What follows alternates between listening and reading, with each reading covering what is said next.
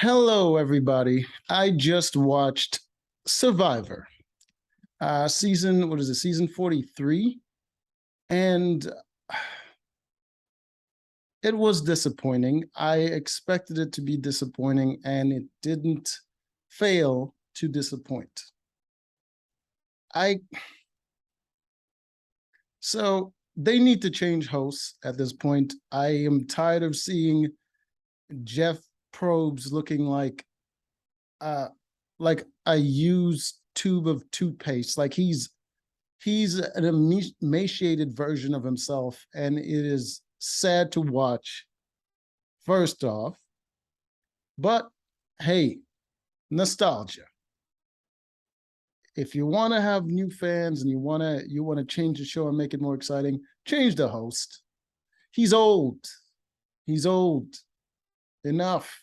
He, I, I think he's like, I don't know. I don't know what. Maybe he has too much pull in the whole Survivor uh, studio or whatever, and they can't replace him. But enough of Jeff Probst. I don't hate him, but it's just the show needs to be revamped a little bit, bring some new energy in. And then we have this new cast, and it seems like their casting crew just pretty much went to the local Walmart and just pulled a bunch of random people. It is, I don't even know who to root for. They're all forgettable. Right, let's take a look at what we're dealing with right now. All right. So these are the people that we have here. Let me there we go. Make myself large. So you got Jeff over here talking to these random strangers. All right, so I think this team is called I don't remember the name of their tribes. No one cares. So we have here, I believe she works in sales. This lady here, she's a fairly attractive Asian woman, possibly in her 30s. She doesn't look young. Not, I wouldn't say she's fit, but I would say she's missed a couple meals to maintain her figure. Then we have this guy back here, slightly effeminate, tall, black guy. He is not terrible, but I believe he's a super fan of the game. I think he might make some moves, maybe. I don't remember his name because he's also forgettable. You have this lady here. I don't remember her name. I just know she's missing a leg, which that could be an advantage unless she's swimming or jumping for something.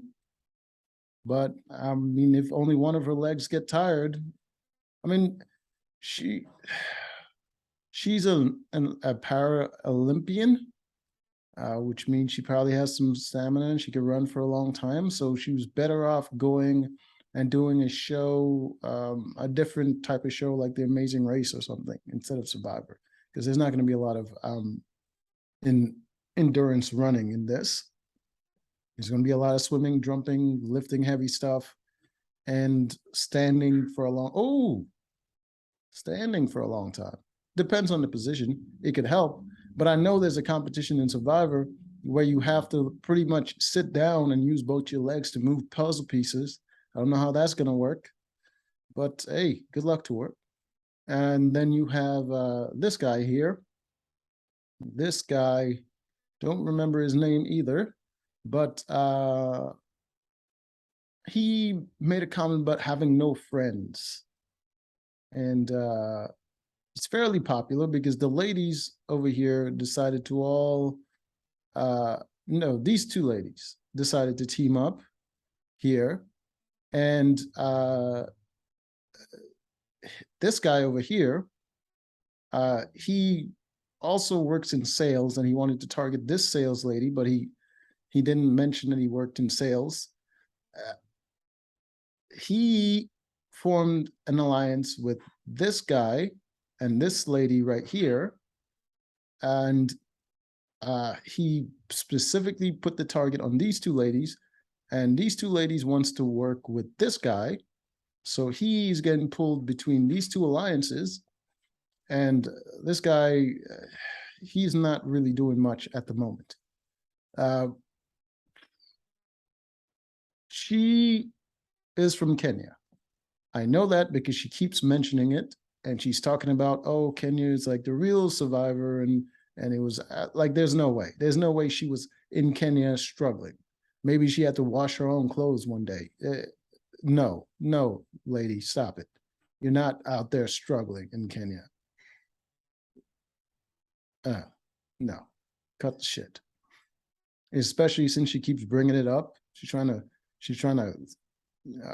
capitalize on the struggle image that Kenya has. There ain't no way. Then I think that's everyone. Yeah, this team here has this lady here her struggle is that her sister was on drugs and overdosed. That's her struggle. She specifically mentioned that growing up, her sister was smarter and prettier than she is, and they showed a bunch of pictures of her and her sister, and her sister was butt ugly, like hideous, taller than her, but ugly as hell, goofy looking too. And so if she thought her sister was prettier and smarter than her, she must be dumb as rocks, because that lady didn't know that drugs were bad. So no. I believe she's a counselor or a therapist or something as well. Probably have something to do with her sister. And this guy is, he works in administration in a college, and you can see he looks the part. He looks very soy-like. Like that's a guy that works in administration right there. That weirdo. Like, oh, don't check his computer. It's going to be all kinds of weird porn on there. And but he wants to really strategize. He's building up to be a big villain in this game. This rainbow turd over here just really likes attention, I suppose. I don't, she's not very interesting. I don't even remember what she talked about, to be honest with you, so let's forget about her. Then we have this lady right here, this skinny Asian woman here. She talked about the struggles of her dad and how he was a rice farmer in China, and then he moved here and he became a biologist or something. Nothing about herself. I don't think she's very impressive, because she would have mentioned it. This guy over here, he cremates animals. He's going to school, and I think he said something about he's starting his own business. He sounds like an idiot, but he's rather intelligent. So he might be good at this game, but he's not so good with people. He's a little blunt. This guy, he's just old. That's his struggle. He's the oldest one. I think he's like 51. Old. That's your personality, sir. You're an old man. So these three ladies, right away, they're like, oh, if we three ladies stick together, we can do anything. That's what she said. Rainbow said, if we stick together, we can do anything except trust each other, which is the immediate response I had, was except trust each other. Every time ladies try to work together, the last thing they can do is trust each other. That's why they don't do it often, because they can't trust each other. Yes, I know it's a stereotype, but it's also true. You can't trust each other. So they did that, and these guys, he doesn't trust him, and he doesn't trust him because he's very non-committal with talking game, because he's old and he doesn't understand what's going on. So their team is complete trash. And then we go over here, and we have a rather large woman being hidden by Jeff Probst over here. She is Hispanic, and she said she was the first in her family to go to graduate high school. It's probably because the rest of her family came straight from another country. I was assumed, because that's a weird accomplishment, and also to graduate college. Oh, also forgot about this guy. He was he was in a gang when he was a kid, because most of his family growing up were either into drugs or gangs, and he joined a gang as a kid, and then he went to juvie, and he changed his life around because he passed the GED test, and he didn't and he and everyone was impressed. They were like, "Whoa, that's one of the highest scores of all the idiots we've ever had passed the GED test." So he was stoked, and he decided to change his life around. And he went to college, and he wanted to better himself. And he went to college, and he got a degree in political science.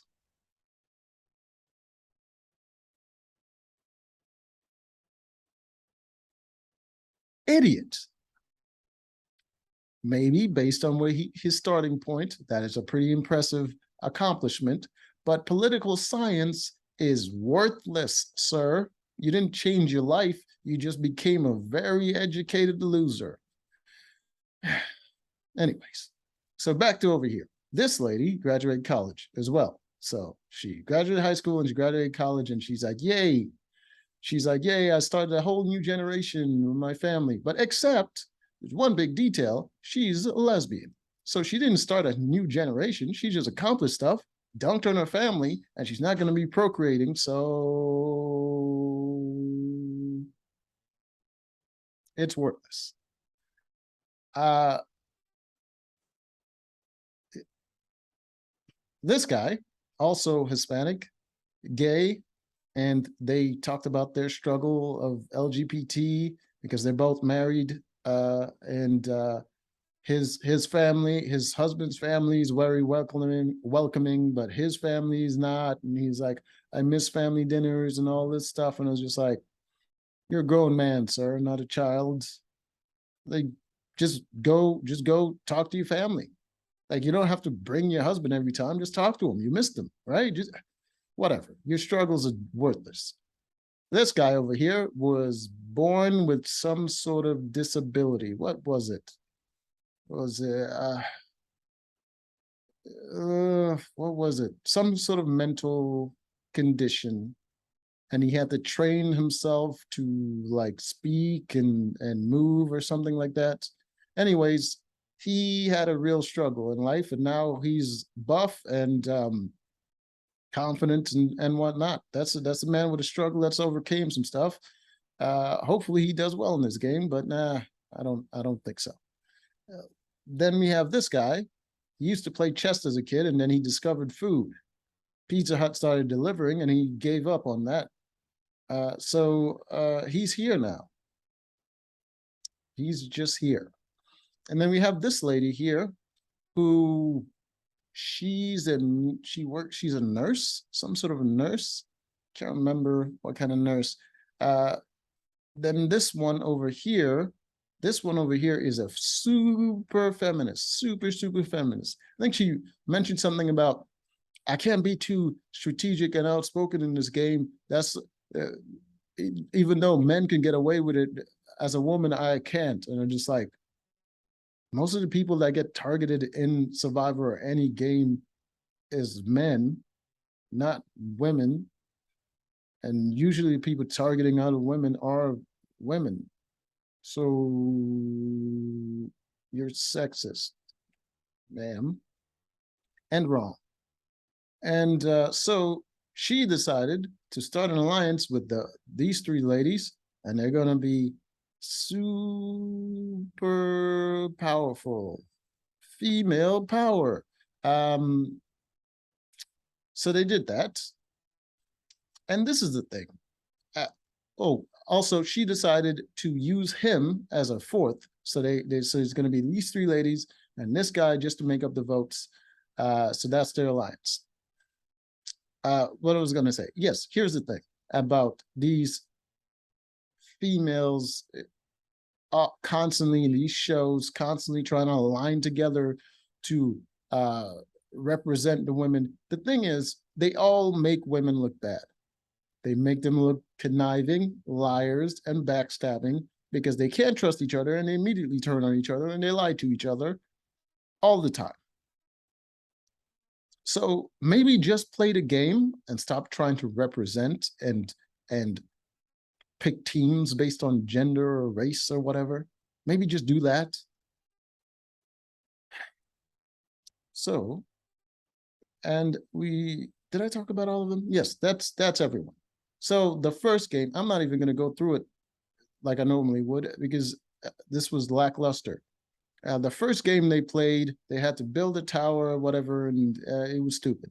The winners of that one was this team over here in the red. They won the first competition because I think they gained Flint for the first win. That was the reward. This guy was the one in the end on top of this little platform here that they had to build, and he was the one that take down the Flint because this guy over here gave him an idea how to get the Flint down, so they won, and they're very proud of themselves. So yeah, that was it. The other two teams, they had to participate in a challenge where they either have to complete a puzzle as a team or as individuals, or two individuals from their tribe have to dig up supplies for their camp. All right, in order to get the supplies, either complete the puzzle or dig up supplies. So a team, everyone participate in the puzzle, or two people participate in the digging, and the rest of the camp just get to chill and sort of talk and whatnot and form alliances. So you can see the struggle in both. One, two people are going to be alienated and not be able to talk to everybody else. And the other, they all work as a group. All right, so they have 4 hours to complete these challenges to get their supplies. The winning team get the supplies right away. So this team over here decided to do the puzzle. This team over here decided to do the digging. All right, so this guy, the one with the disability over here, he decided to do the digging right away. And I think he roped in someone else with him. I think he roped in this guy. And these two went to go do digging. And this team did the puzzle. The puzzle was about numbers or whatnot. They have to, something with numbers. And this guy, he wanted to downplay his intelligence, but in the end, he was the one that solved the puzzle for the rest of the team. So they got their supplies right away. This one, this guy they had 4 hours to complete it. He took 30 minutes before he found the supplies while digging in the sand. So that worked out for them. Easy ride for everybody. All right, everyone is strategizing. Over here on this red team, I already talked about these two ladies lining up together. This guy was just off doing his own thing. Oh, wait, he wasn't doing his own thing. He got to go off on a boat to participate in a different challenge. So from this tribe, they had to choose one person to go off on a boat to participate on the challenge, and they chose him while the rest of the team strategized. He went off on a boat because he wanted to go because he's a super fan. On this team, they chose the old man. They chose the old man over here. He went off. And on this team, they chose large and in charge Hispanic lady over here to go off. So I think in this team, he volunteered. In this team, he volunteered. And in this team, they were very democratic, and she guessed the number and she won, and she went to go off. While they went off, these three that were chosen, they had to participate in a challenge where they either have to risk their vote or save their vote. All right, so if they risk their vote, they have a chance of gaining immunity for the next two challenges.